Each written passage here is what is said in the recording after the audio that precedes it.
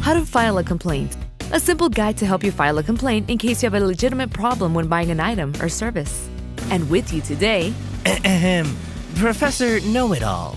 Okay, Professor Know-It-All, go ahead. Thank you. Well, let me tell you, if you have a problem with a purchase, the first thing you should do is complain to all your friends on social media. Oh, not at all.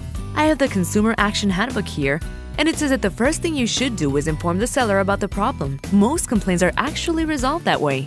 And do it as soon as possible because some stores offer limited time for returns and refunds. If your problem is not resolved on the first try, ask to speak with a supervisor or manager. Sometimes it's just a matter of knowing who to talk to in order to resolve the issue. Well, that's what I was saying. So in other words, if you didn't like the final score of the game you watched last night, you should complain immediately so you can get your money back. No, it doesn't work that way. I think I'll need to be more clear. Look, Professor, if for example you buy a television set and you carefully take it home, then you unpack it and the screen is cracked, then you should make a complaint at the place where it was purchased.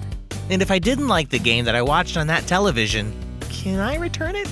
You'll never understand. Back to the topic of how to file a complaint. You should meet my friend Luis. He's an expert at complaining. Professor, so if the complaint is not resolved after contacting the seller, you should begin a formal process by writing to the business in question and express your complaint following these recommendations. 1. Start by keeping a record of everything that's happened. 2.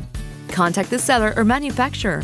Explain the problem in detail but be brief and to the point, and state whether you want a refund or exchange and how long you're willing to wait for a response.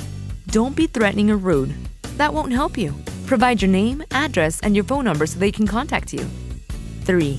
If the problem does not get resolved, there are various other options that you can consider, like contacting trade associations or national consumer organizations. 4. You can also contact local or state consumer protection offices or the closest BBB. Oh yes, of course. Big bad business. No, Professor. The BBB is a Better Business Bureau, which is a non-profit organization that helps resolve consumer complaints. Now everything is starting to become clear. If I have a complaint about a product that I've purchased, I should call to complain. And if it's not resolved, I should write to the seller. And if it's still not resolved, I should contact the closest consumer protection agency. Very good, that's right. And by the way, there are also small claims courts in case none of these options resolve the problem. Is it clear now, Professor? Crystal clear. Professor, if you have any more questions, visit USA.gov. They will guide you to find contact information for businesses and manufacturers and a sample letter of complaint. You can also download or request a free copy of the Consumer Action Handbook for more tips. Okay, but I have one more question. Yes? About the handbook or about how to file a complaint? No, not that. I want to know if we're done because I'm running a little late for the game. Yes, Professor. But remember, for more information and to request our free Consumer Action Handbook, visit USA.gov or in Spanish at gobiernousa.gov.